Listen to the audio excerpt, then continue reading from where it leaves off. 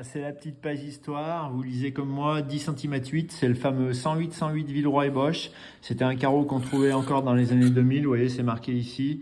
Alors, il avait l'avantage que c'était une pâte blanche. Il avait un bord émaillé.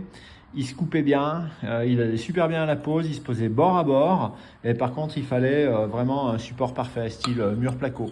Et puis ça, c'est une fausse équerre. C'est pour prendre des cotes quand vous avez un mur pas d'équerre ou un rampant sous plafond. Voilà, tchuss les carleurs et les carleuses, tchuss tchuss. C'est la petite page histoire. Vous lisez comme moi 10 cm 8. C'est le fameux 108 Villeroy et Boch.